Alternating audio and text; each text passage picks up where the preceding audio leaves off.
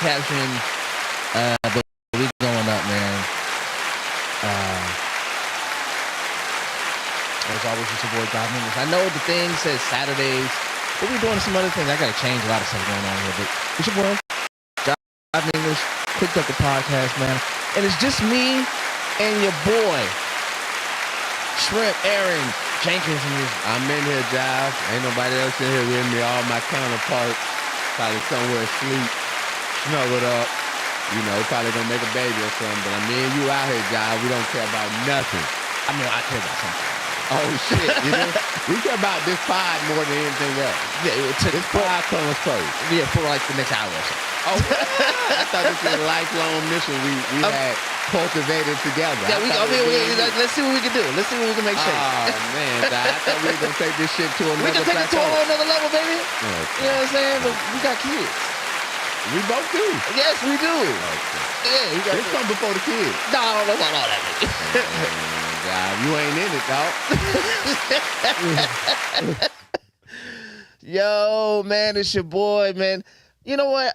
I think it's gonna be dope, man. It's a one-on-one conversation. I mean, I have interviews in here all the time and shit, but I never really don't have like real like conversations like we just be talking. A lot of cats want to come in here and be like, get their propaganda off. Want to promote something. They want to promote something. Hey, Jai, man, you should buy this shit. Yeah, you know, I'm about to have a show coming up, and I would really like to. And I don't mind it. Now I get it. Yeah.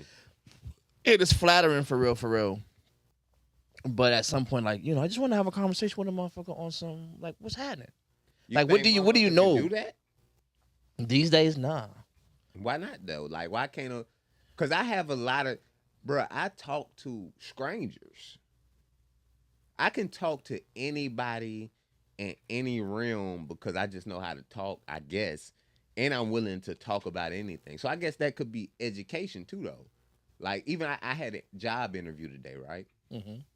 We talked about the job, but then we veered off to family. Then we veered off to, like, economics, all in a span of 30 minutes. But even after the interview, I told the interviewee, no, I'm the interviewee, the interviewer, I was like, that shit was intense, though. Like, that conversation we just had, because we don't know each other. You're really feeling each other out. Yeah. And seeing where you going to land on it. Yeah. And you giving, like, I wouldn't say a facade of yourself. You giving the things, the important pieces of all of yourself, but nigga, it's layers to a motherfucker. But it's supposed to be layers to a motherfucker. Like, but at the same time, man, not everybody gets all layers. You know what I'm saying? So it's like learning how to like be having those conversations, but I learned not to lay everything out all the time. But as an artist, you should display the layers. Oh yeah, as an artist, I'm thinking you're still talking about the interview. Yeah, as an artist, you're interviewing an artist. You ain't just interviewing a nigga walking down the street, is it? Nah. Oh shit. Then you want to come to the studio and then go, yeah, man, I work at the Chuck E. Cheese, man. I mean, you never know, man. Cats be having like, you know, I've learned that there's like cats have like cats come like me and you can come to the same conclusion about some shit. Yeah. But the path we took to get to the same conclusion can be wildly different. Yeah. So I be hearing y'all talk and I be like, yeah, I agree with the end point, but I don't know how the fuck you got there. I didn't take none of those routes. Life, nigga. Shit. Bro, it's crazy out here in these streets, dog. Yeah, nah, I get it. I be like, I was listening to y'all, I was like, yeah, I would have never thought of it that way, but you got here, and all right. Shout out my nigga Gucci, nigga. No, the Gucci but see, even how Gucci got to where he at right now, he would think about 26-year-old Gucci. He never thought he would be right here, right now, having to do what he got to do. You know what I'm saying? Like, so the path that somebody probably set the nigga down and told him one day you gonna have to tell on the nigga, and he was like, never. You know what I'm saying? Now he where he at, he like, yo, this is the best option. So but what you was just saying before we went up, like, yo, like there ain't no rules out here. Like that's the biggest mirage that the hood produces is that niggas respect the rules. Like niggas, you know what I'm saying? There's one dude that is doing it doing the bid real solid, because he obeyed the rules that nobody else was like. Every other dude was like, hey yo, he's playing tight lip. We could just dump this all on him, and we don't got to take. And now niggas is bonding out, and now niggas is looking around, and he looking around like, damn. I thought we was. But then again, this the thing though. You could trick him into him thinking that when he look around, the guys bonding out. One day I can be the guys bonding out. Once I do 35 years, one day I could be them, or maybe this is just my part in the organization. But nigga, you got to remember a lot of the time, these niggas ain't that bright. I mean, nah. I mean, even the niggas that seem bright. Well, there are like levels to this shit, and you were just saying like a second ago, there's levels to this shit, and there's levels to the levels you on. So there's levels, like there's concrete thinkers and then there's abstract thinkers, but even on those levels, there's levels to that shit. He's not the best concrete thinker. This nigga is. He's seeing the world as it's given to him, but he still ain't making the best assessment of the shit. Yeah. So these cats be out here like, and this is gonna sound funny. I love when I hear dudes be like, especially a street nigga, hear some shit and be like, "Yo, men are logical and women are emotional." And then you hear the shit that he calls logic, and you be like, bruh, you should just stick to emotions. My nigga. Yo, logic stream, what? Men are supposed to be the providers. Like a nigga, I heard a nigga say, man, it's so much stress because, you know, as a man, you supposed to take care of the family and work. I'm like, do these motherfuckers not have a real perspective of history? Do they not understand? And I don't like to go to the black slavery shit, but it's me and you talking tonight. But they didn't just take the dudes as slaves. The women worked too. You know what I'm saying? So like a woman always black women always had to work. Any woman, bro. Like, right. And that's the crazy part, right? Because it's like, and I've had this conversation. I'm like, because then you'll hear like women these days mythologize the past, and you know, my great grandmama never had to work. Yeah. Your great grandmother's a liar. Number one, because you know, especially if you a millennial, a younger millennial, like if you, like your age and down, my age, your age and down, and y'all are like, my grandmama, nigga, on some real shit. I'm grandparent age. Damn. You know what I'm saying? Damn. So I can tell you full of hell motherfucker, well, I don't have that information for you. Hold on, what information? What are you talking like about? I came up when divorces was first started popping. Like when they first started that no fault divorce shit. Hold on, how old are you? 45. Well, I would say you might be the second generation of that. No, they were relaxing the rules, but it came in with Reagan. And Reagan really, like, that was that. Oh, it was Reagan or Bush? Yeah, I want to say Reagan. So it might have been Johnson. It was like them 70s. 60s it started in the 70s, late 70s.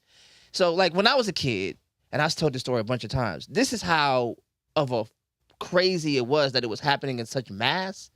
When we went to school, you would sit in class, and they would say they would bring in a psychologist or a counselor, and they would say, everybody whose parents are divorcing, raise your hands. And then we raise our hand. And then they make you go out and stand in line to talk to a counselor. Nigga, what year was this? What are you talking about? Is this shit legal? Can you do this? Yeah, but the that gotta be in the ghetto. But the phenomenon, but the phenomenon was so amazing because as soon as they lifted that thing, all of a sudden these divorces just went crazy. And, you know, like my parents got divorced or whatever. How many years was they married? Like seven. God damn. Are you the only kid? No. I'm saying within the marriage.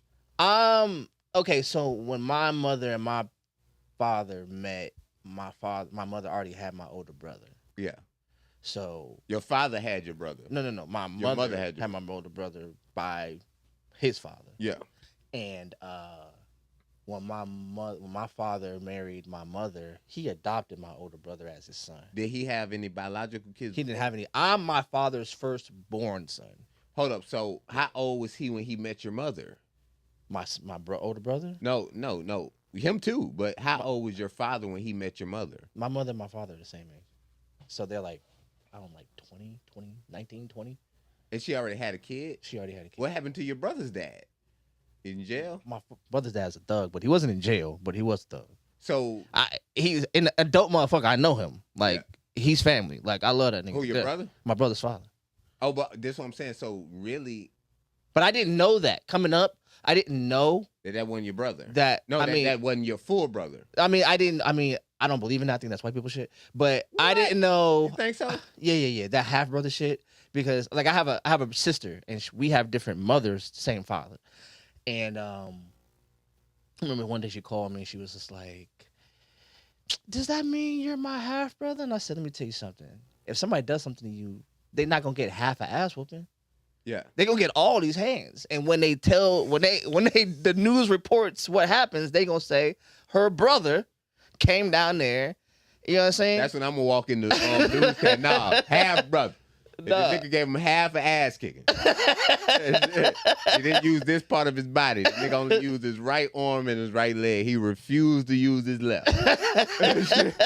But So I say all that to say, like, when they got divorced, I still didn't know for years. I didn't know my older brother had a different father until my older brother was an adult, and I think I was like 14 or 15. Damn. So he probably like. But he always knew. But he always called my father dad. Yeah. And we all have the same last name. Damn. So there was no reason for me to think any other thing. But okay, this is what I'm saying, because you're not your brother, right? So I'm gonna tell you my story. I met my father, right? So, but before I knew who my father was, I called the guy who was married to my mother dad. So once I figured out this motherfucker wasn't my dad, because my sister, I don't know how she figured this shit out. My dad rolled by. I talk about this on stage. He rolled by and like beeped the horn, right? And I remember that shit vividly just because I'm a kid, not because he beeped the horn, but because after that, my sister said, "You know that's your dad." So if it was just a motherfucker beep the horn, it wouldn't have had. It wouldn't have stayed. It wouldn't have stayed in your memory at all. So, but when that happened, it confused the shit out of me. I'm like, so if that's my dad, why am I calling this motherfucker dad? You know what I'm saying? Like, who's lying to me, my nigga? Like, I'm confused like a motherfucker. So, like how you say you don't think the half brother, half thing is true. You say that's white man thing. I think the opposite. I think that the fact that most families operate like how me and you do, we have to think it's normal. I mean, it is normal. I mean, unfortunately, it is normal. Like, I have 4 daughters. Yeah. 2 of them have the same mother and father.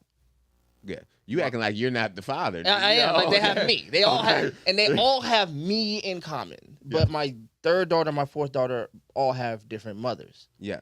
But they're all my kids. Yeah. You know what I'm saying? And my desire was always to make sure they understood each other, not just as siblings or people that they are related to, but they're sisters. Yeah.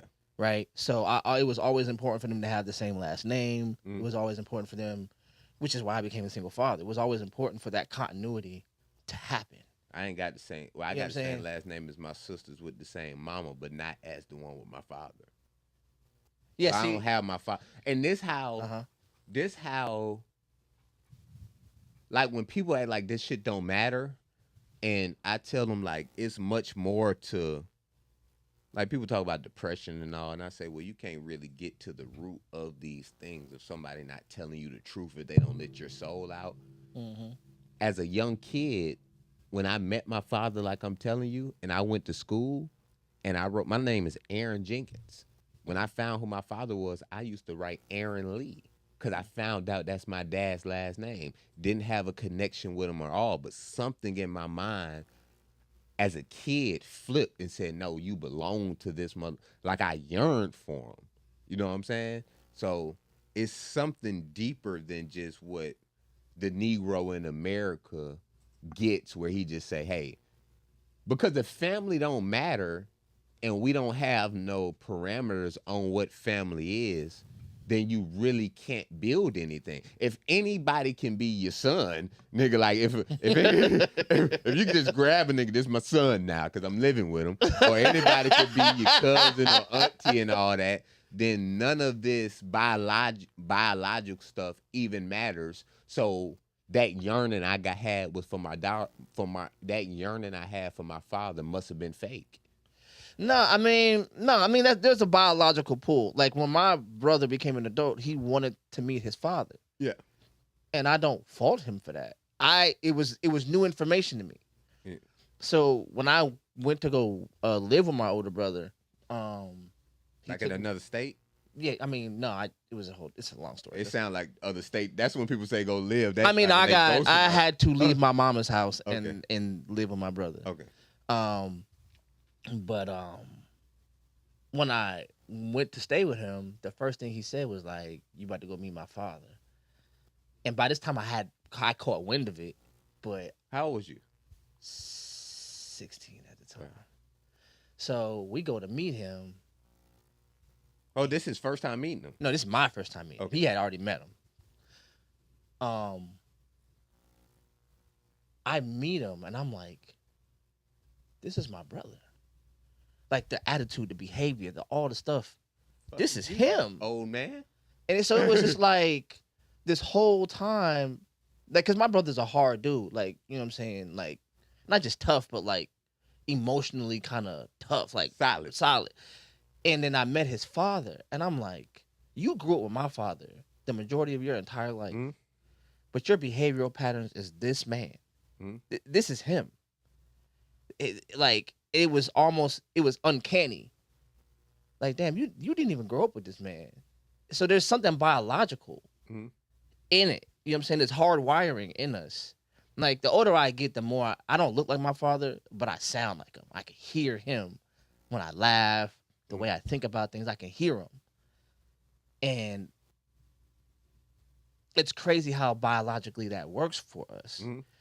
So I don't think, so when I say like that half sister, half brother stuff, like, I feel like there's always this devaluation of what family means. Like, and that's what I told anybody. Either we're family or we're not. So if you my brother, we got some kind of blood, then we're family. I don't do anything else. So there's no such thing as half family. But you feel me? Yeah, I feel, okay, well, let me ask you, well, I got two, because you said, I was thinking of something before you said that. Go ahead. But, okay, even with the Italian mob, it don't matter if you're a good worker, a good earner, if you're a good mob member. If you're not Sicilian, you can't be made. You get what I'm saying? Right, so, right. With the family, I'm thinking it's some type of structure, hierarchy, organization.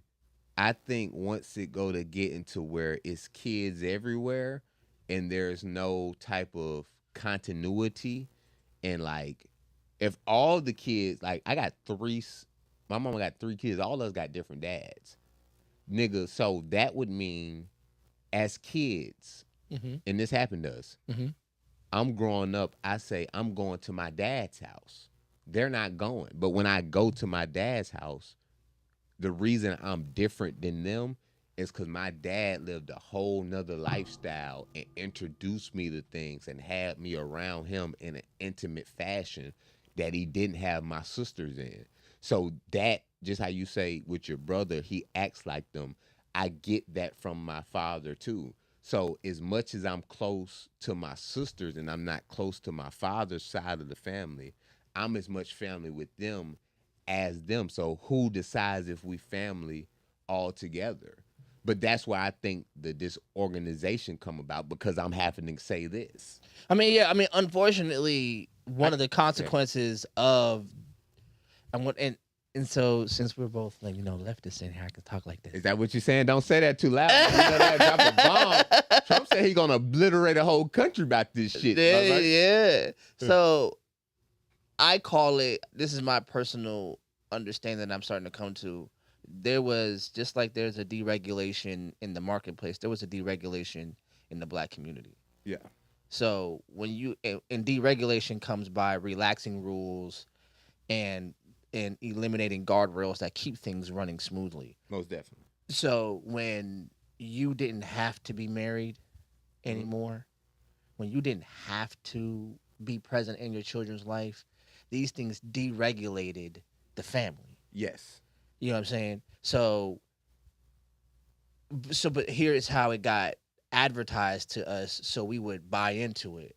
It was personal liberation, right? The woman didn't have to listen to the man. Yeah. The man didn't have to give the woman an abundance of money. And you didn't have to commit anymore. So these children became a consequences of behaviors instead of the natural progression of a relationship. So once they started looking, I say us like I'm not grown as shit, but I'm an 80s baby, so this is what happened. Too hard. So no, I'm not. But when we started being looked at as consequences to behavior, the relationship from mother to kid, mother to father changed. And it became that consequence, that feeling of consequence had to be hurdled in order to create love in a relationship. So that's because like Pac said it a long time ago in one of his songs. He was like, maybe it was me who caused it, the crying and the hurting in my room crying because I didn't want to be a burden. I can remember hearing stuff like that. Like, I could do this if I didn't have these kids. Yeah. So we've all heard that before. But that's a cry from a young woman who made these decisions that she wasn't supposed to be allowed to make for herself way before she had the opportunity to weigh the consequences. You know what I'm saying? So now, like, I'm 40-something years old.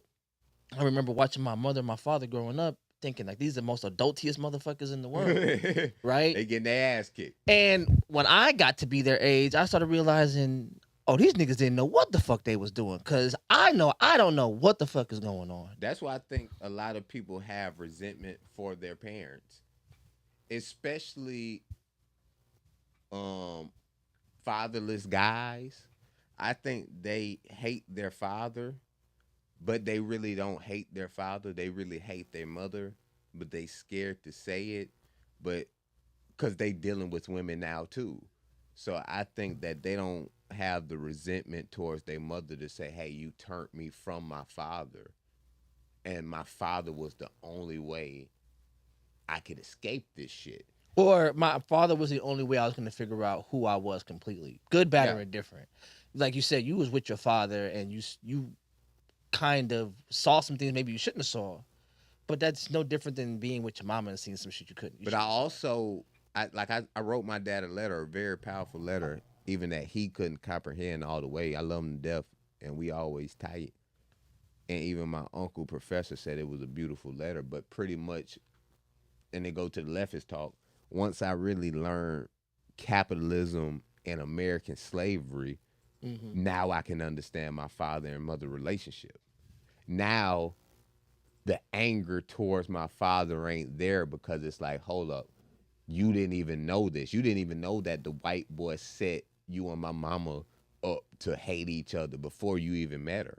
Not only did you not know, nigga, you was a part of the whole, what's it called when you was part of the whole net that was casted and you were just brought up in it. So I don't think the problems. I think that's a dope way to put it. Yeah. So the problems you and my mother had affected me, but you couldn't even figure it out because you didn't even know it was force bigger than you, my nigga.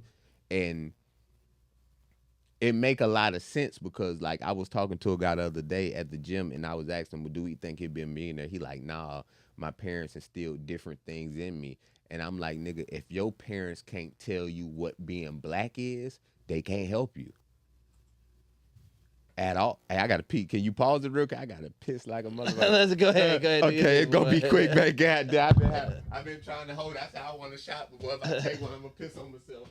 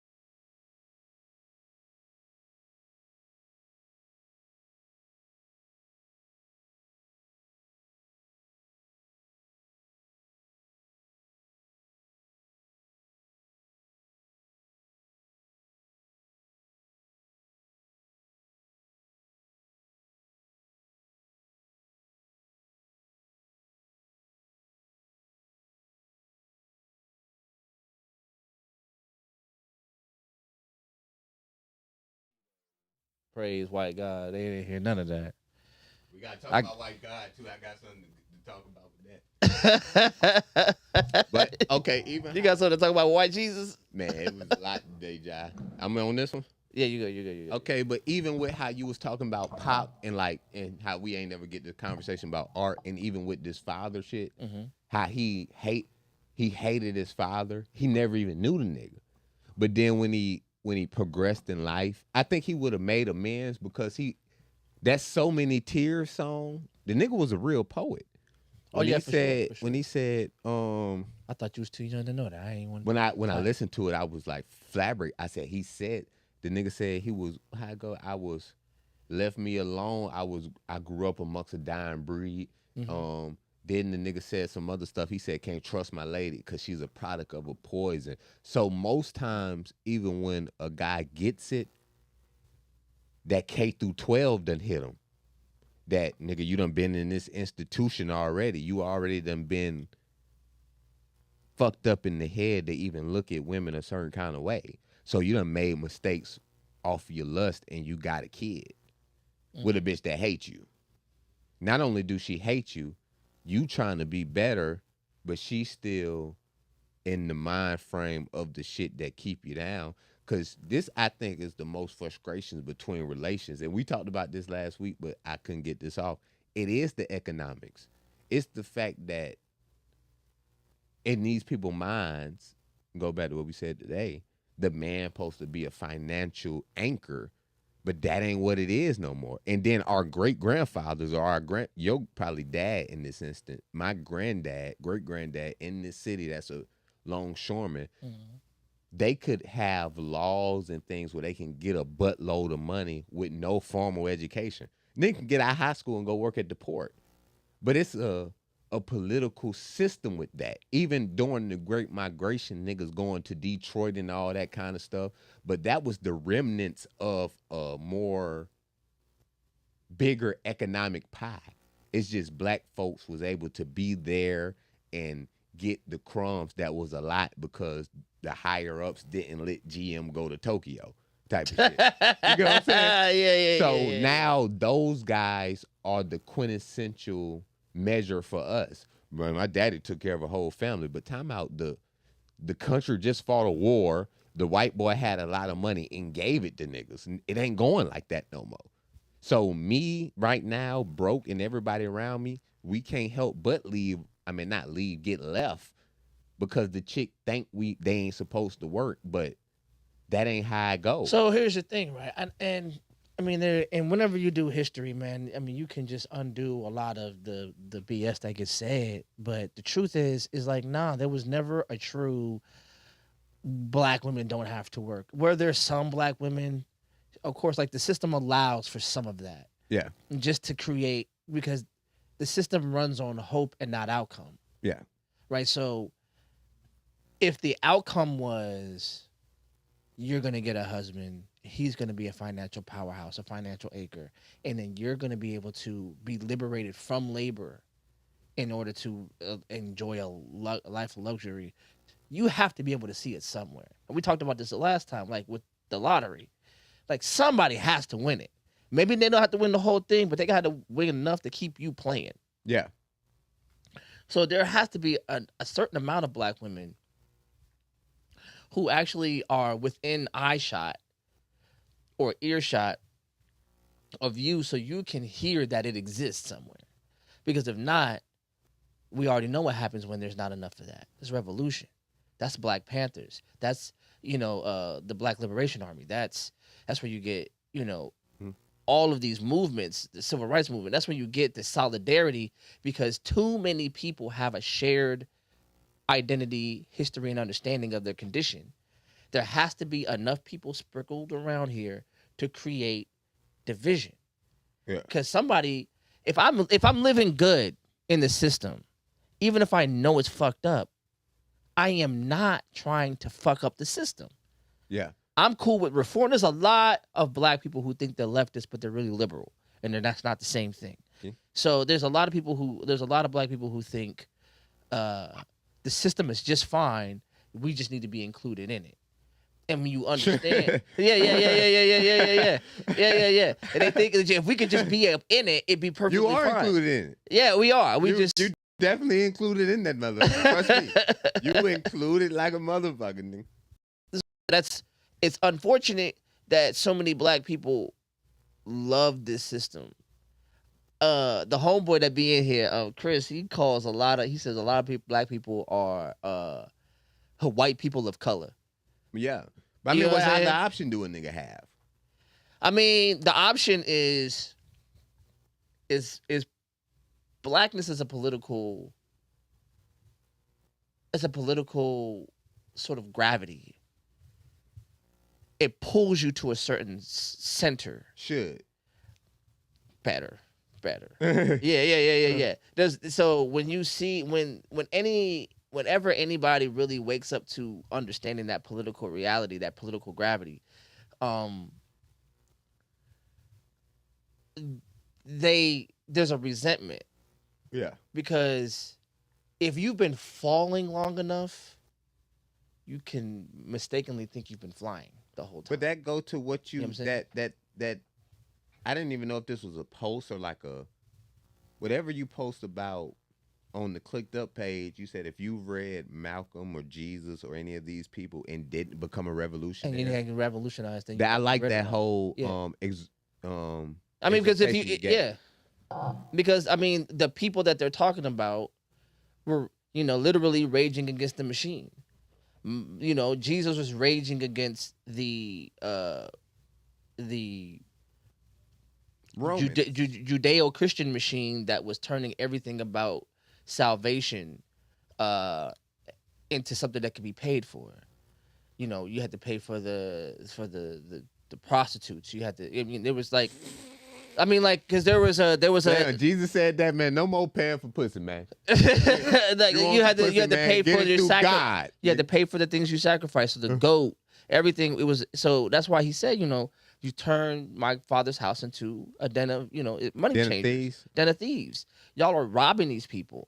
All these people have is hope, and you're robbing them of that for some money. But that go to what I was saying about where I was gonna go into the white Jesus shit. Okay, go ahead. It baffles me that black folks will tell you. Cause I talked to my buddy today, and he was like, "Yeah, man, I'm a follower of Christ." And then we start talking about because I got a comedy album, a Bible comedy album. I did Genesis. I'm working on Exodus right now.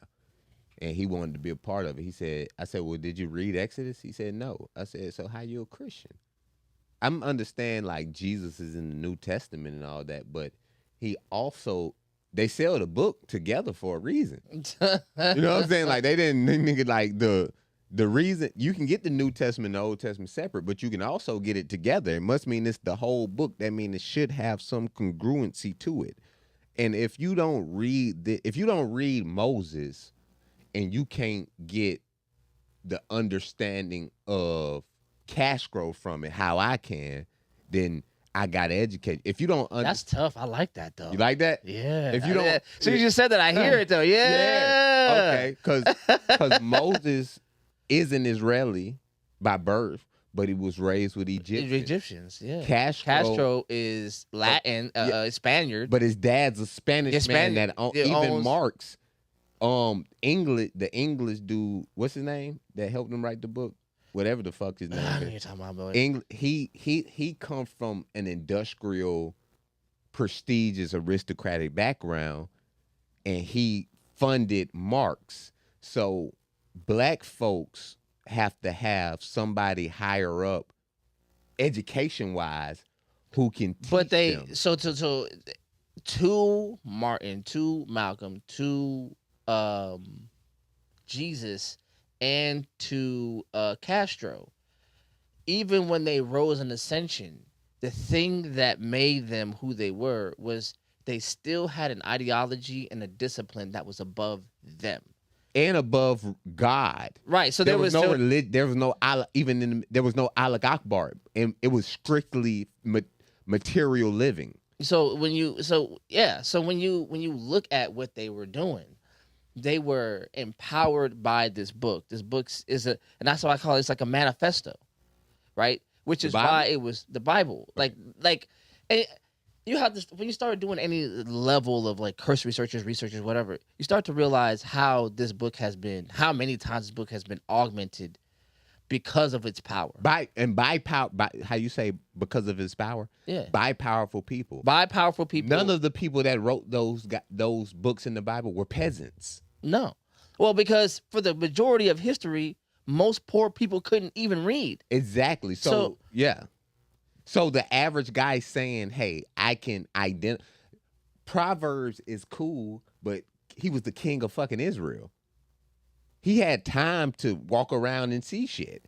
The peasant didn't, but he's telling you the life of the peasant, but the peasant can't even write. That's why I say that's the Israelis' guy. And if you say you're a Christian, then go to Israel and kill some Palestinians then. But if you black, I think black supersedes anything. My God is Frederick, W.E.B. Du Bois, Amos. I'm trying to get together with some people and make a whole black Bible. So I definitely do believe there's a for the lack of a better term, a pantheon. I don't even know what that means. Like a pantheon, like I'm thinking you're talking about disease, panthogenics, like when a motherfucker touch some blood. Oh no, that's pathogenic. No. Okay. Pathogenic. No. A pantheon is basically like I'm about to say a murder of, but a grouping of gods like that live above us. So like a pantheon, like if you think about like not like Greek mythology. Well, you can't think of Greek mythology, but I was thinking more of like Norse mythology. Like I don't know what that is though. I know Greek. Norse gods. What is it called? Norse. Like Loki and I don't know what that is, man. You haven't seen Norse. Norsemen. Norse. What the fuck? We'll talk about it in a minute. We'll do it another time. Basically, just a grouping of gods that fall under one religious idea. So when you have a polytheistic understanding of the heavens, whatever. So yes, do I think I fuck with that? No, I mean what I'm trying to say is there's a pantheon. There's a grouping of who I would call like the gods of our revolution. Yeah. And when you talk about them, you're talking about, Frederick. And much like the Greek gods, they're not perfect. Mm. And a lot of times they argued and bickered amongst themselves. This is true. W.E.B. Du Bois and Frederick Douglass and Booker T. They didn't necessarily, in their times, they didn't necessarily agree with each other completely. Even Malcolm and Martin. I said Martin and Malcolm. Yeah, I mean, and they should, but they end up becoming. I mean, Malcolm and James Baldwin debated each other, but James Baldwin was also a homosexual. Well, I mean, yeah, he was, but he's still one of the gods. Like he for art, but like to follow, we can't follow no homosexual. Yeah, I mean, no, I don't. Look, I can't. Look, I fornicate. You know what I'm saying? You ain't never fucked a man, though. No, but he is one of the gods of our revolution. And I think if we're honest, this is one of the things I had to learn in some sort of my growth. Because we're in this diaspora, we don't get to write people off or out. Most definitely. So, gay, straight, lesbian, whatever. Angela Davis, I believe, is gay. No, I believe so. And you talking about she alive right now, right? Yeah, she's alive right now. The motherfucker who had Trump helped her when she was tied up to the shit in jail. I don't know about that part. And no, that's Angela Stanton. I gotta say. Yeah, okay, yeah, I know about that. So Angela Davis, part of the a revolution in this. So, and here's the thing. Even to anybody's credit, you know what I'm saying? Like, we can get mad at, Martin for supposedly, having all these women. There's rumors that Malcolm was gay. They lying on Malcolm. I mean, but with and regardless, man, anybody who literally laid down their life so we can just be here right now talking like this, man, they're gods to me. Yeah. Like, because, like, when you look at what they went through and what they like to stand up, like the idea of going to a counter and sitting down and asking to be For a served milkshake. was revolutionary. Nigga ain't even That's on a how milkshake. much that's how much pressure was on us, right? So anybody of any faith, this is why that's what Pan-Africanism is about. It's Hold up, you think, or do you adhere to that though? Pan-Africanism? Like, I differentiate, and I wouldn't say FBA, but I do believe more so that the American black is a unique situation. It's really not though. You don't think so? No. Think of It's this. not even the worst. What? It's not even the worst. Do What's- you know what they did to them in the Caribbean? Probably fucked up. I mean, I read a book on Caribbean, Cuba, Cuba, the Brazil. average lifespan of a slave in the Caribbean, the sugar plantations, was 7 years. 7. What? Okay, what? That's countries how- make that's- up the Caribbean though. You're talking about Like modern day. Cuba, you're talking about Haiti, you're talking about Puerto Rico, you're talking about Dominican Republic, you're talking about all those islands Yeah. where you see all those niggas are right now. Yeah. And it is not to say, look, it's all human trafficking. It's Yeah. all, you know what I'm saying? It's all disgusting. It's not like, oh, it's that bad. It like, you know, murder. I guess the Murder, like- Western Hemisphere it was what makes us. Like, Together. is it unique in that The it wasn't Southwestern Hemisphere. exactly the same? Sure, but is it unique in that the outcomes were different? I don't know, No. bro, because in America, okay, say Haiti for instance, Mm-hmm. they're Haiti now, Mm-hmm. and they have a Haitian leader. Granted, they got embargoes and global white supremacy. You can't shake that regardless. But the black man in America, take it up a scale upper. The white boy fought from independence against England.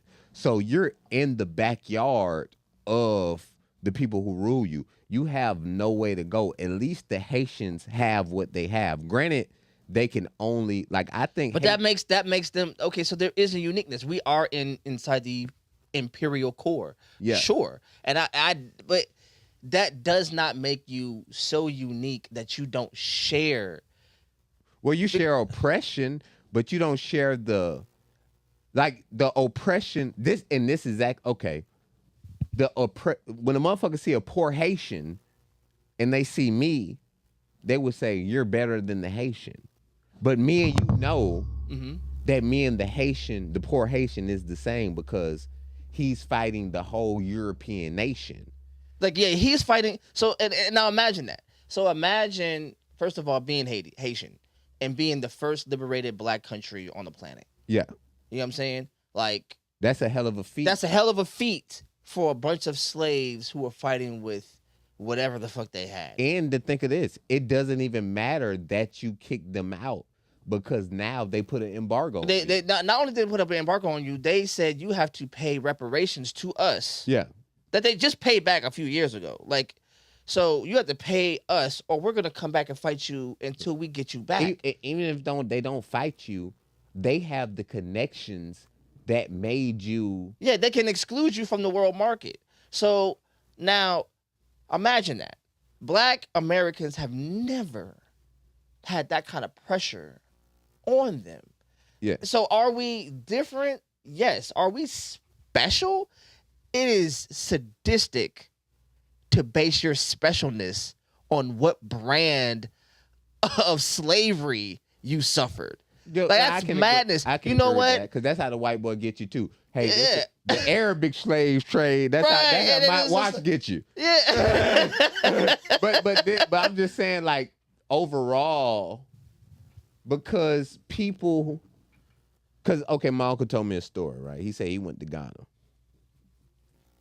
He said he was in the poorest area of Ghana, and he talked to like the head, an old guy, and he said, "Man, this is a horrible economic area." He said, "Man, y'all gotta have a lot of murders." He said, "Man, we had one murder last year, and it caused a frenzy. Nigga, it's 600 murders in Chicago." You get what I'm saying? So So that made me think, okay, it's not just poverty. It's not just poverty at all. It's not just the white boy that can globally, because if you're in Spain and you controlling them and they annex, I mean, you can get them like this, but in America, that white boy right on your ass. He right there on you. You ain't got there's nowhere to hide. Well, so this is why so many people came to America to understand, from South Africa to Germany, like America's version of racism. And I'm gonna use this word. Do they even call them black in Haiti, or they just Haitian? I don't even know. I'm not gonna pretend to know. But what was different that America learned how to do very early was create dissension in African communities.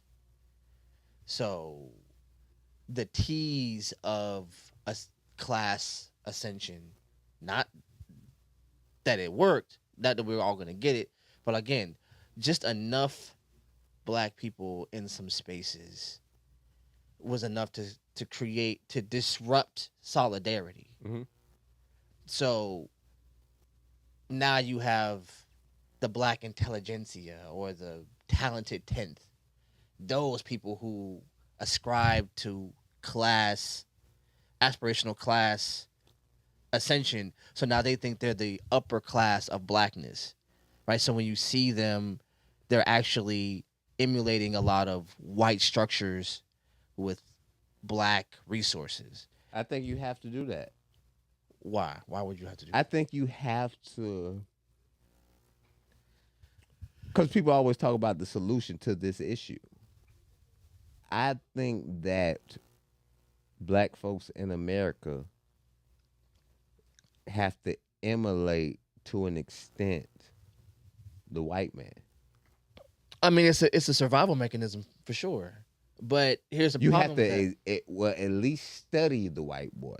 I mean, any oppressed person, be they a battered spouse, an abducted child, or an enslaved human being, has to know the oppressor better than the oppressor knows themselves. I'm glad you said that.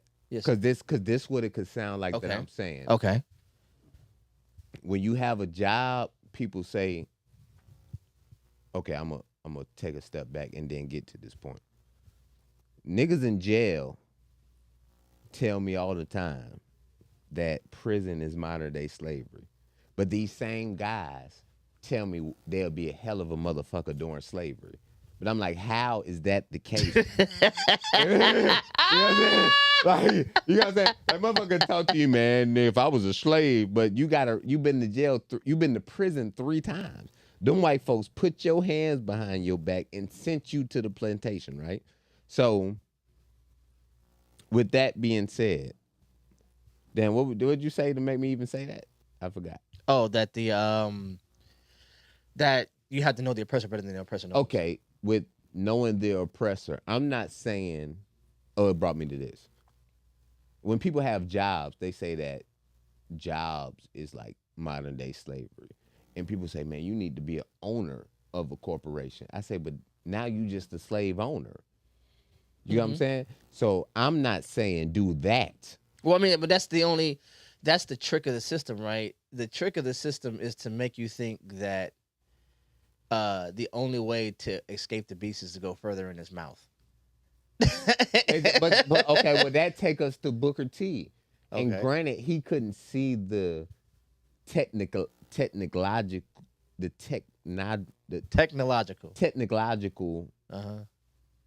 era that we in now. But when he said, put your pail where you're at, I think black folks really have to control their labor as a whole, because they don't really understand, even like how Terrence being here and he'd say, I talk about being broke, but the nigga works at FedEx. I'm not ousting the nigga. We got camera footage of him with the hat on. The nigga's just dropping boxes. He doesn't understand he's just labor. He's surplus labor. But that surplus labor is a part of the GDP that matters like a big part. That's why they bring immigrants in. So I think if, especially in Savannah, with the port and being 13% in the South, I honestly think that niggas, well, should black folks that ain't doing too much or nothing, just got jobs, need to all move to the South and conquer the South So and be double taxed. so here's the thing, right? Um, there should be class solidarity, and the problem with that is that class solidarity definitely comes at a cost because, like you said, the white man is right next to us. Right up on your ass. So, I mean, we unfortunately we've sort of cliched this thing, but it's very prevalent and it's very real. The COINTELPRO project was meant to infiltrate, inform itself, and dissolve any black solidarity because they were afraid of the quote unquote black messiah. They were, you know what I'm saying? Somehow black solidarity in America is a threat to white sovereignty. Even though, to your point, most black people are just trying to be more American. Most black people just want to be kind of like white, unfortunately. And think that they can have a piece of, because this the thing with white guys, bro. White guys fickle me too, because they think, okay, like I had an interview today. The manager think, hey, I'm doing good, but my dude, you only seen your daughter. You got to show. He shows me a picture on his phone. Say my kids on my screensaver. I said mine's ain't, but I see my kids every day without a job. I'm with. Why I need them on the screensaver? He think that man, I'm coming out here every day for my kids. How if you don't get to teach them? If your ideology ain't a community and you telling me fuck you don't even know your neighbors. How the fuck you gonna not know your neighbors but send your kids to the school? I mean, but that's what the nuclear family hyper individualist model teaches us, right? Holy fuck. So that we have, I mean, because to be honest, like most people will say things like, yeah, I'm a mother first. I'm a involved parent. You can't be. By law, you can't be. Yeah. Because your child has to be in the hands of the state by 7:15 when that and bus you arrives. make no rules. And you don't control none of that. So you might be a mother first thing in the morning, but for the rest of the day, you're an employee. Yeah. And you're not a parent. Like, and you can do that with love in your heart, and you can mean well. But like you said, how does that show up in how you have informed your child, how I've informed my child? We haven't been able to, because in order to the person who, and we talked about that as far as like these gender expectations in women, the person who has the brunt of the economic responsibility of this family is going to be the person who spends the less time in it. Yeah. But also, okay, even with my situation, right? I moved in with my in-laws, right? And my grandparents just bought a house. And it was between moving in with my in-law, mother-in-law, or my grandparents. And people like, damn, you're a grown man, you gonna move in with somebody? But I'm like, Osama bin Laden, when he got killed, they killed his son first. His son was in the same house as him. The motherfucker who just Iranian president was supreme leader. They got a president, the supreme leader, who was the supreme leader before the new one, who got killed with the new supreme leader's wife and kids. His family was with his family. So living with your family isn't bad, but if you live in a materialistic capitalist society, you think living with your family, oh, I got to go out and get it on my own. That ain't never how it was supposed to be. And most time, even how we talking about marriage and family, the reason you want to live by yourself is just to have frivolous sex. Because you can't bring 5 stepkids and say, hey, this take care of them, and this ain't even your kids. So if I'm married, so I can fuck wherever I want to fuck at. Because, nigga, this is my wife. You know husband and wife is going to have sex. That's that's just how it goes. So if I'm with my family, they know now that's her husband, that's their wife. They're gonna have kids, but they're a part of this. So I move back in because I know that the white boy play the games with the people who make it. They had a cushion. So when you put that confusion with black folks, even economically, them thinking that they got to get it on their own, fucks them over. I mean, yeah, I mean, the idea that the extended family was something that you had to get away from, and even the idea of calling, extended family or calling it like a hive mind, or you got to get out of that because you gotta. It's like no, there's so many things, there's so many elements inside of an extended family. There's class solidarity, there's familial solidarity, there's community solidarity, cultural solidarity. There's so many insulating levels to an extended family. There's overlap because if we live in the same town and I might not be directly related to you, you might not be directly related to me, but in that Venn diagram of connection, somebody connected to me is connected to somebody connected to you. Yeah. So then now we have an obligation to respect that connection. You see what I'm saying? Like, yeah. So your cousin is my cousin, even though we not cousins necessarily, but by birth or by marriage or by whatever, we are connected. And if we have an extended family logic stream, that makes you family. But that connection got to be more than just economic. It got to be connection with the guy with the 1 bedroom. That's what I'm saying. Like this, so the cultural, the societal, all those levels of solidarity insulate us from what the white man could have been doing. Yeah. But you get tricked off your spot. Are we gonna talk about art, man? Let's go talk about art. Let's talk about art. Yeah, we can talk about this all night. Yeah, we done got it. We done got to. I was like, man, because I like this kind of. I mean, how much time we been going? An hour. I'm here all night. Let's go art. What we talking about? The exploitation? Because yeah. I mean, okay. So when we talk about art, I happen to believe, and this is gonna sound fucked up, I happen to believe that most people aren't artists. What you mean? Most people are hustlers pushing an artistic product. It looks nice, but if art isn't done for the sake of art itself, then it's not art. If you are selling something for the sake of the money, then it's no longer art, it's a product. You sound like what's the gay guy we just said? James Baldwin? Yeah. The integrity of the artist. Yeah, I mean, you have to have, and your integrity has to be in the process, not in the payment. You know what I'm saying? So, like, I do art. I wrote, I've been writing rhymes since I was 6 years old. The concept of getting paid for that I wasn't cognizant of that. It was something that was just in me. Oh, okay. Well, okay. So the art we talking about, because or whatever it is, and I'm not trying to say you can't make money doing it. I'm just saying, like, when you look at I'll stick to comedy. When you look at the Richard Pryors, when you look at the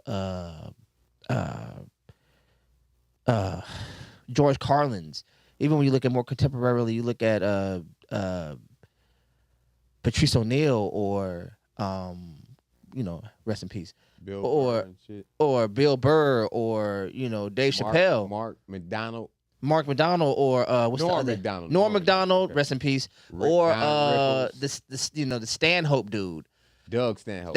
Stanhope. These people believe what they're saying. Yeah, and you know it because the passion. This is their art. They're standing. This is their pulpit. This is their soapbox. It just so happens to be that they found a way to make it amusing, but they mean it. How important do you think art is? Art is the way you know you're human. I think, yeah, because I think it's also important, right? And like how you said people hustling. People hustling art, hustling an artistic product, and it, like okay, I'll tell you. You think it's happening at SCAD? No, I think a lot of those. I always think that you're living in a capitalist society, so the understanding that art can make money, poisons what an artist can be. Have you ever read Ralph Ellison? No. What's the guy that made the Moby Dick? What's that dude? I know what you're talking about, but I don't know. But like, okay, I read a book called The War of Art, not The Art of War. So the dude switched it. So he's talking about the pretty much warfare that happens when creating art. And the guy who wrote Moby Dick, that's the best selling book of all time, I believe. But it didn't become the best selling book till he died. You okay over there? No, I'm just scratching my. Oh, okay. I thought you was jerking off your goddamn microphone. But Just keep going. he didn't make money off of it until he died, right? So even these comedians and artists that we say, and I have conversations with my artist partners, and then you talk about the capitalist society. Unfortunately, the artists, great artists, they lived a life that I don't think I think they scraped up money. I don't think James Baldwin was rich. He wasn't by any stretch of the imagination. Yeah, so I don't think that Mark Twain had money. I don't think that Dostoevsky had money. Karl Marx didn't have money. But these people focused in on writing about things around them. And you have to really be. I mean, Karl Marx definitely had money, but no, hell no. He was financed by somebody. yeah, he was financed, but he also came from money. He didn't. He wasn't. Well, yeah. So, but even with me, when I first started comedy, I lived with my people. When I went to Atlanta, was my first time living on my own and having to pay bills. I was pretty much. You sleepy, Jive? I'm old. Leave me alone. I was pretty much carried by credit, so okay, I didn't see it. Now I'm in debt, but at that go to time, the club. I did. At that time, since I was carried by credit, I could still keep the art. When I moved back here, I couldn't really focus because I had to pay bills and all that. Now that I'm back with my people, I'm still having to pay bills, but the economics not is grunting on me, so I can focus on the art.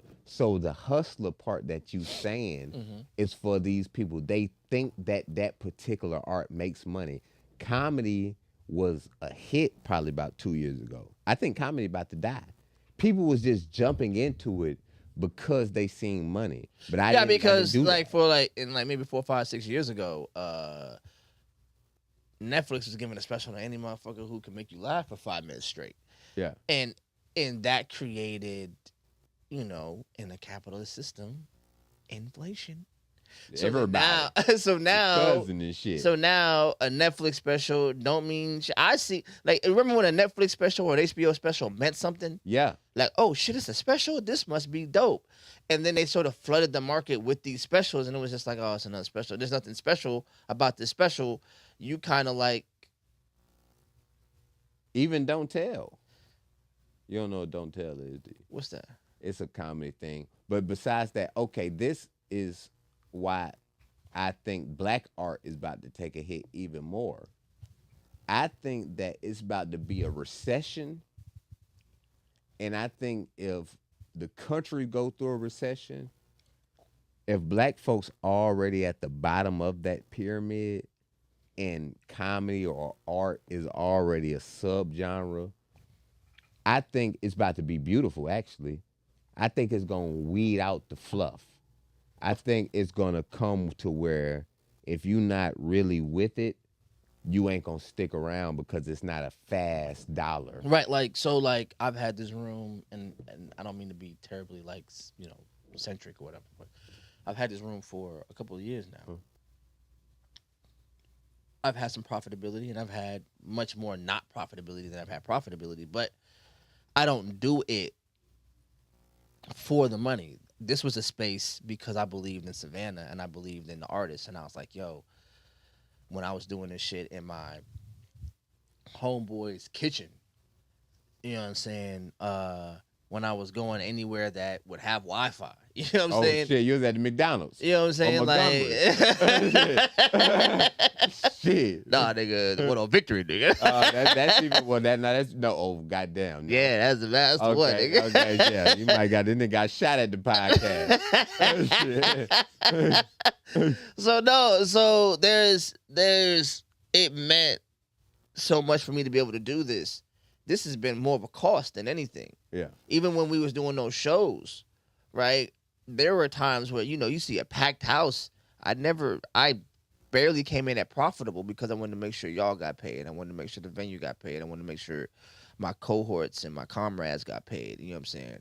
And I took a hit. You know what I'm saying? In order to create a presence. Now motherfuckers fuck with me. But they don't know, man. There were times where, and I've said this before in private, man, and I'll say it now. There were times where some of our biggest shows had me in the red. Fuck. And I had to go donate blood to pay some niggas. Plasma? Yeah. Shit. And I'm talking about packed out, bar done sold out, all this other stuff. And the pay scale that I created in order to show respect to the talent had me in the red. Until my blood's cold red. Yeah. That's what Lil Wayne said. But I don't regret any of it.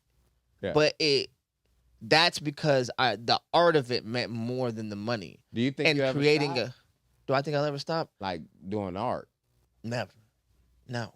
That's a who thing for me. It's who I am. Yeah. If I stop being an artist, man, then who the fuck am I? So this is the question I have. Well, why do these people come into this space on Because some they rinky-dink see shit? because they see your clips.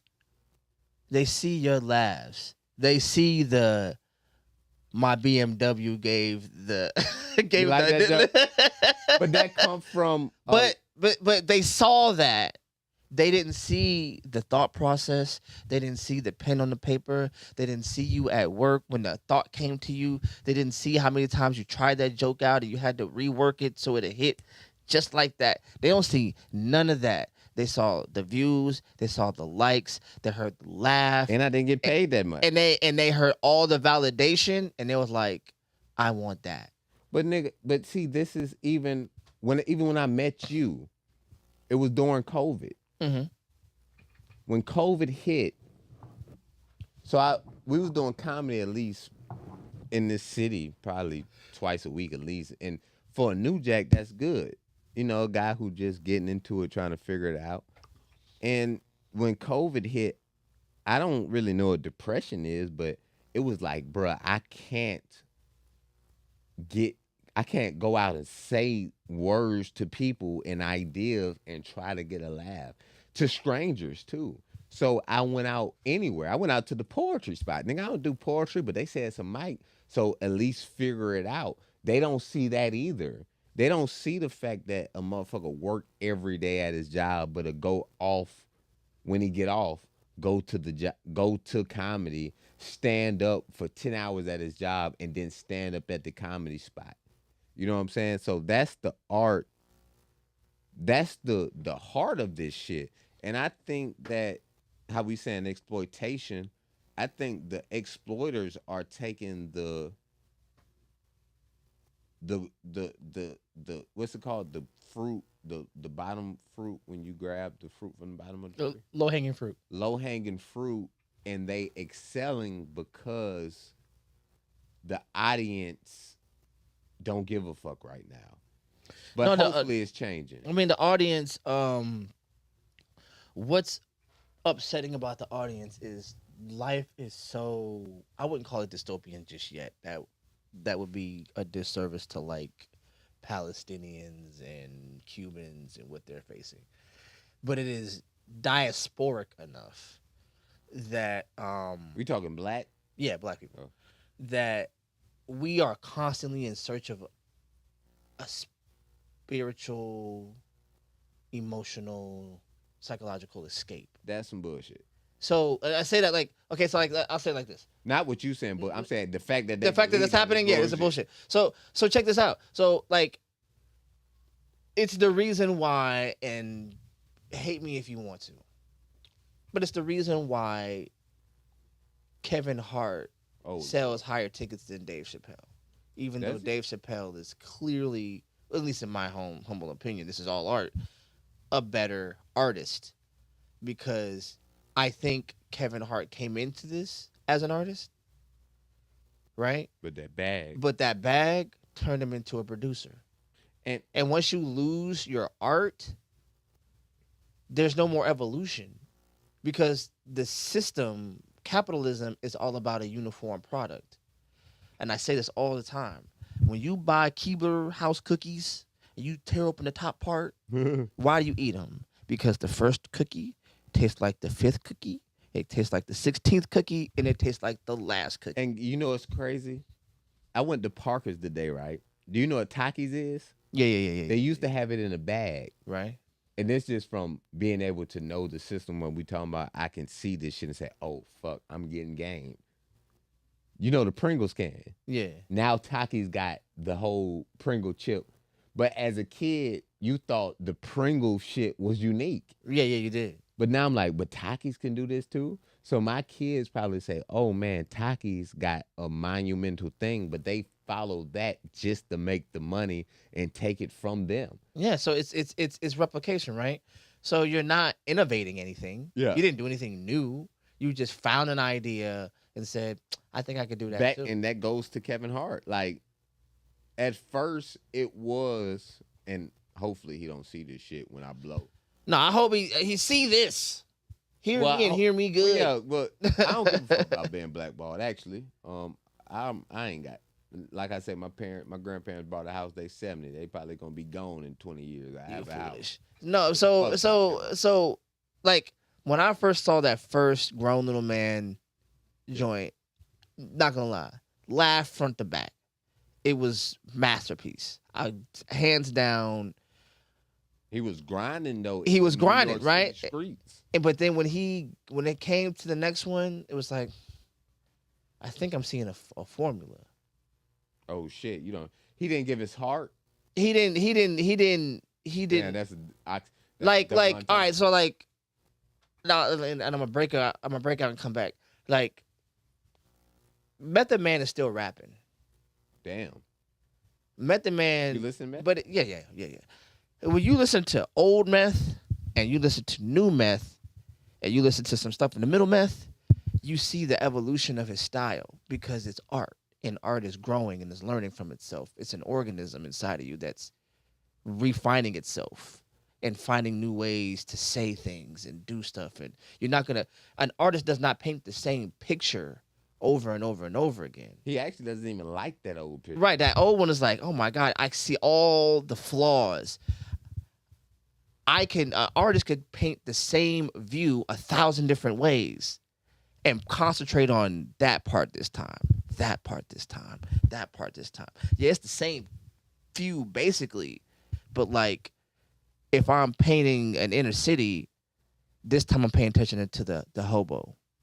When the last time I drew this picture, I was paying attention to the prostitute. The other time I was paying attention, all in the same picture, but I can change focal points. And every time I redraw this, I get better at drawing. Yeah.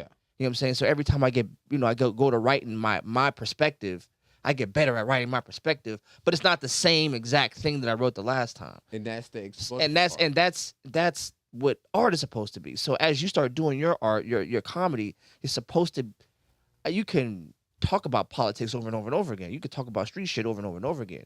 But as you change your lens over here and change your perspective over here, your ability to talk about that whole scene gets better and better and better. That's my problem with rap. The fact that as a milieu, even with Tupac, I mean, he died at 25. And people champion him. People tell me, hey, Shrimp, you're younger than me. You don't know what you're talking about. But they say Pac was a motherfucker at 25. I'm older than Pac. You know what I'm saying? Yeah, no, I mean, it took me a long time to realize, man, Pac died damn near, he was like a kid. So imagine what he would have done. Unfortunately, this is going to sound horrible. I think Pac would have aged out. Because I think dying as young as he was froze him in time. Yeah. He didn't get a chance to fall off. Well, have an album. He died in his upward trajectory. He was going up when he died. But that's the thing though, like as a older, even in comedy, I think as an older man, you're better. So like, why isn't rap? Why is hip hop based on a 17, 18-year-old? Because that keeps you, the people who control hip hop, it keeps you buying, it keeps you purchasing, it keeps you chasing an aesthetic. Right? And- Because if I'm older and I'm coming from the lens of, yeah, I'm dope, I'm fire, but I'm also thoughtful, I'm also, I understand, I'm gonna inject some wisdom in my shit. Yeah. And it's, you not gonna be out. You might end up going back home to your old lady and get out the streets. You might end up, going back to school and getting your education. You might end up stop shooting other niggas. Oh shit. You know what I'm saying? I might say that shit in such a slick way. You be like, nah, nigga, I'm about to be in the house too, nigga. But nah, these young kids is outside because what is a 17, 18, 19-year-old want more than anything? To get out the house. Yeah. I don't got to listen to my mama no more. So you got 17, 18, and 19-year-olds on screen saying, yeah, when you get out your mama house, you could be balling like me. You could be doing what I'm doing. And now on the screen and get some money. And guess what these kids do? I got a 17-year-old right now, and all I hear is, when I turn 18, what do you think it's some magic number? It's not a magic number. At all. It don't change. It don't move. I had to tell my daughter, the only thing that's going to change is when the police get you after 18, they're not calling me. Yeah. But that's my gripe against your generation right here, right? Go ahead. On the rap shit. Cameron and Mace and these kind of niggas. These niggas start podcasts and they're old guys, but they're living off of the raps they did then. So the older people that's not Cameron and Mace that's getting these people popularity is saying, okay, we can have the life they're saying. It's like a nostalgia in their brain that brings them back to 1995. But they don't understand that Cameron was 20 years old when he was popular. But right now, he ain't saying shit. But he got thousands of views and people love him off of what he said at 19, and the people that's paying him are the same age as him. But the only reason they paying him, because when they was 19, they had that thought, man, when I'm 21, I'm going to be balling like Cameron. And they living vicariously through that. I mean, yeah. So that nigga still playing on the exploitation. I mean, yeah. I mean, but that's what the music industry was built off of, was to exploit young black angst, young black ignorance, young black dynamics. It made 40-year-olds and 50-year-olds want to be 17. It made, you know what I'm saying? They're Sukiana and Sexy Red. I don't know how the fuck old they are, but you got 40 and 50-year-olds that are trying to be, age. you know what I'm saying? They out here trying to, and well, because capitalism, another thing that capitalism does, it turns everybody into fears of being obsolete. As a laborer, you feel like you're a machine. And if you're too old, you're obsolete. They're just going to hire somebody young to take your place. But why not look that in the face? Because not everybody's revolutionary. Not everybody's going to rage against the machine. Some people would just, a BBL is personal reform. You know what I'm saying? A lace front is personal reform. You know what I'm saying? You're not going to rage against the machine. You're going to reform your system in order to fit the machine. Let me ask you this, because why is Ray J famous today? Why the fuck does anybody give a fuck about? Why can he get an interview and get any views? I mean, because of some shit he did like 20 years ago. But I'm saying, like, this, he's not even producing art. Not at all. Like the things that I see that target black folks, I'm like, what exactly is this? I don't even understand what it is anymore, my nigga. Like, I don't know what Mojo Brooks does artistically. Even Kevin Hart, like how we was talking, I was at the house, right? Mm-hmm. And I was scrolling, and I said, oh, Husband of Hollywood. I said, man, I was young. I like this show. I'm going to watch it. And my wife came in. I said, man, I don't really know about Kevin Hart. I said, everything he do is goofy. I said everything he do, he getting punched or beat up. Soon as I said that, the nigga got hit by a car. Swear to God, bro. I'm like, but like, I guess this is artistic because I don't watch a lot of TV. I watched some shit last night because I just wanted to watch something goofy, like probably Family Guy or just comedy. But I also know it's not nothing to. I know it's to sedate me. I mean, definitely. That's the only time I watch TV. Like when I leave here, I'm gonna go home, I'm gonna make me something to eat, and I'm gonna put on something I've seen 40,000 times, so I can lull my mind back to sleep. Because if I don't, I'm gonna be up with the thoughts Yeah, that keep you up. yeah. But art supposed to Art is supposed to keep you up. like it's Yeah. supposed to get those thoughts out. It's supposed to the art, and I ain't gonna say it's supposed to be revolutionary, but it's supposed to be a part of a bigger. Even if you watch cartoons, like nigga, I'm watching Tom and Jerry. They talking about Russian Soviets. You know what I'm saying? Like they having subtle things. I seen like a cartoon. They pulled a Mexican. I'm watching Dexter Laboratory. They pulled a Mexican out the fucking cabinet and he gave him coffee. But I'm like, hold up. How could they? That must have been the time where the Mexican man politically they were really at war, like Call of Duty and all. You're playing a game, but you killing Afghanistanians. Yeah, like you're not killing some fake people. They gave you real people to kill because they're trying to reinforce a narrative. Yeah. Yeah, for sure. So at least they, granted, it's fucked up, but at least they know they're putting something. So as a kid, nigga, I've never been to Vietnam, but playing Call of Duty 2, and nigga, I know the storyline. I'm thinking of the jungles of Vietnam. Right. Now, if I just know, what's the dude that hopped out with the shotgun in the Boys the Hood? Oh, I don't remember his name, but yeah. If that's all I know, that's all I know. Even on the way here, I'm like, damn, I guess I was raised for this black shit. Because as a kid, my grandma called all us Kunta. That's wild. You yawning, man. We about to go. Man. Yeah, no, that's wild. Did we at least talk about black exploitation a little? I think we didn't get all the way into it, but Black what now? exploitation art.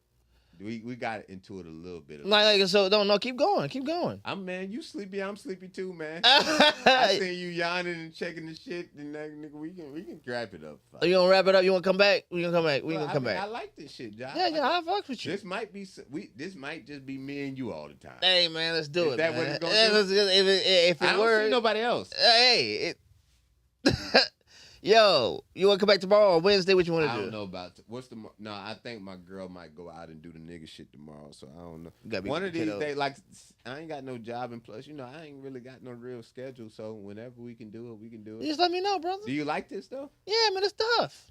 It's a direct conversation that doesn't veer off. We haven't veered off. Like and also I was trying to at certain times I say, man, throw a joke in, but I'm like thinking of different shows that I've watched in the past. Since it ain't my show, I'm like, you ain't gotta be funny. Yeah, I mean, be organic, man, and then let the reality be the thing that goes. Oh, that's crazy. Yeah. Because you probably got a different audience where people can. Because do you think people can like stomach this whole? Because this was a good conversation. Though. Yeah, for sure. But do you think people could sit down? I guess they might watch it at work or whatever, but could it digest this and enjoy this? Yeah, I think because I do get feedback a lot. So what people really want to see is a coherent conversation that doesn't veer off so much.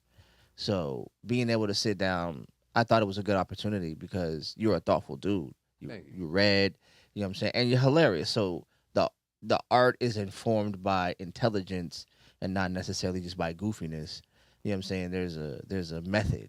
I.e. that BMW joke. Yeah, that BMW joke. It took a lot of understanding because the joke ain't the BMW and the Tesla. Yeah. It's the fact that you would have to know that this motherfucker did a Hitler sign. Yeah. You would have to know that Hitler. And the whole discourse around it wasn't really, yes. Yeah, you would have to know that history and know that BMW's from Germany. Okay, this guy is known from Tesla.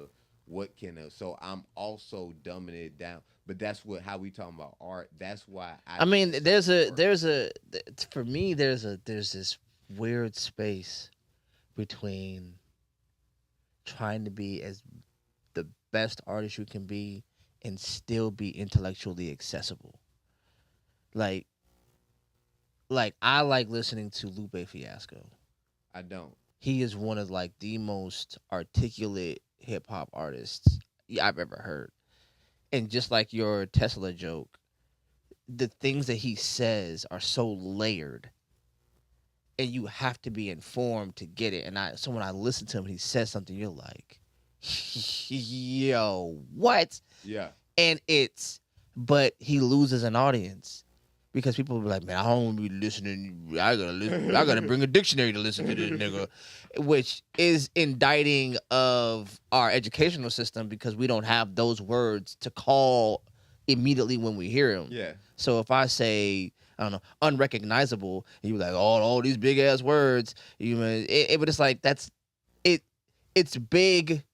Things are big in context to your capacity. Yeah. Right. So if I'm a deep sea diver, a public swimming pool is shallow as shit. Mhm. Right. But if I'm 5 years old and I've never even jumped off a diving board, this is imminent doom, nigga. Like this is it. But that's why I told parents, I said you like a swimming pool, cause like even diving board. When I was a kid, I used to go to the aquatic center and jump off the high diving board. And I told my wife today, like, we got a swimming pool, but it's only 5 feet, and I want to dive. But it's a sign that says if you dive, you will die. So I was telling Terrence, like, the waters that you are in, you can't dive in because there's so many layers, my nigga. Like, to be over here where I'm at, you would have to have a 12-foot swimming pool to even dive and be safe. Right. Like, nigga, you can't dive into Fred Douglass and because if you dive into Fred Douglass and you don't understand where you at, you will be scared. Nigga, if you dive into Castro and then you learn about Che, you be like, oh shit, they did them like that. Well, ain't no reason to be no revolutionary. But then you also would have to know, Castro went to college. That's why he didn't get done like Che. Even though Che did too, but Castro was he might have been like a doctor of engineering and things. So me and you talking, all us around here, even our ideas they matter. But if you're not to that level of depth, you can't grab people with that same level to dive in with you. Right. The people we got diving shallow. And right. we trying right. to read a, So read and a that's another revolution. thing. That's another thing that happens, right? So people who can't go into those waters end up directing the flow to waters they can swim in. Yeah. So people who can't have the conversation to the depths that you may be able to, or at least trying to get to, they'll inadvertently reroute the conversation to the waters that they feel safe in. And that's them dying. They don't know it, but I watched a documentary on the Vietnam War, and the lady said, the reason I joined the Viet Cong is because all my family died. They had nothing to do with the politics or no knowledge of it. So just because you uninformed that it's a 12-foot pool over there, don't mean you ain't gonna die. So Yeah, the no, people no, that's no, in no, that no. 5 foot, they over there because they gonna get hit because they can't go lower. Yeah, And no, for sure. that's the sad part. Even art, and that's like, even when I do these ghetto rooms, I can go ghetto. I can talk dick pussy talk, but I know that it's something deeper than that. And I know when I'm talking to those people, they're in the cast net of death, and I am a part of them. And it goes to your point earlier about you need somebody to hit the lottery. Like if you was gonna rig a baseball game, you wouldn't just call all strikes. You at least let that nigga hit a on base. Right. So Somebody. unfortunately, I'm the guy who might get on base. But at least I know when I'm on base, it's not on my own merit. And that's the thing, right? But then that can insult because you be like, man, I've done so many things to even be able to get to the plate to be able to hit this faked ass home run that I want respect for what I had to go through to get here. Yeah. Even though it may be fake, even though it may be, rigged up. I still had to do a lot to even be able to be Yeah. on this stage. So I want that respect. I.e. So then I'll hold up the facade of it being legitimate because I still need the respect because, yo, like too many people are riding on me making it. Yeah. You know what I'm saying? I.e. the Hitler BMW joke. Okay. I take it if you say, man, the joke is about the cars. But the people that know the reason they laugh, they didn't laugh just because the cars. They laugh because, oh, the fact that he thought about that, he must know something. And then now mind you, now put it on top of the fact that they don't think we know shit. So then here you are, this young black man, you know, with this demeanor and a political understanding. Yeah. You know what I'm saying? Now that's crazy. This guy got on stage and said, "Nah, it was over. Oh man, it was crazy." And it is crazy, but it's brilliant and amazing at the same time. And I want my shit. You know what I'm saying? You want your shit, but sometimes you got to realize, yo, sometimes these stages that we've been given were given to us because we maybe wittingly or unwittingly became a distraction from what the truth is. So Do you it's think it can help people though? yeah, but I think once you get on that stage and once you get that, your job is to make them regret giving you that stage. Oh shit! Fuck. Like we can't get this nigga off here now. They listening to him now. That's how Like you be. that's how I try to be. Job, we was at 800. I was talking to Spade. I said, damn, Job's still talking. And I said, he probably don't even give a fuck that we're over here talking. I said, this motherfucker really is seasoned enough to where he probably even seen us talking and he was able to fight through that. And he's able to, okay, when they pay attention, he's still saying the same shit. Yeah, I mean, yeah. I'm like, yo, how the fuck does Jive remember all this shit? Yo, you just like it's the art of it, and I think hard rooms build more character than good rooms. Yeah, I've been in hard rooms, and I've been in hard rooms in front of my friends, and they've been like, "Dang, Job, I had never seen you not do great," and I'm like, "Man, that was actually a good workout." yeah. Because any applause that you got, man, I earned that one. Yeah, They weren't primed for me. So yeah. So and I say that just because I'm not even from here. So whenever I get a laugh or whenever Oh yeah, you from up top. yeah, so whenever I get a laugh or whenever I get snaps or whatever I get, I know I had to earn that because ain't nobody went to school with me here. I ain't coming out of jail with nobody. I don't got no homies. I don't got no ride or dies. And you there with every nigga that's dapping each other up. They met each other in jail or in They school. met each other and they know each other. I put people in the rooms together. I didn't even know y'all knew each other, and y'all be like, "Oh yeah, we was in 8th grade together." I'm like, I went to school with a chick that was at 800, the chick with the titties. She had some big old titties at 800. She was, if you seeing me, should I say her name? Don't say her name. nah, you good. You got some big titties though. And I seen me on Instagram, and I do got a wife, but I know that you right now it's fun because you're young and people want that pussy. But in a couple years, I'ma still be around. Now my wife don't need to know, or you can tell her. But if you I'll be at 800 when they do it again. You foolish. Yo, let's get up out of here, yo. Yo, it's Clicked Up the podcast. Man. Everybody get up out of here, yo. I can tell the niggas starting to ramble and say wild shit. So it's time to get up out of here. That was real shit. I was there with you. Yeah. Let's just go ahead. Another one of the books, baby. Let's get out of here, man. Like, share, subscribe, join us. Click the dope kids and do it, baby. We out here, please. Because I had them right here. I don't know why I didn't put them on.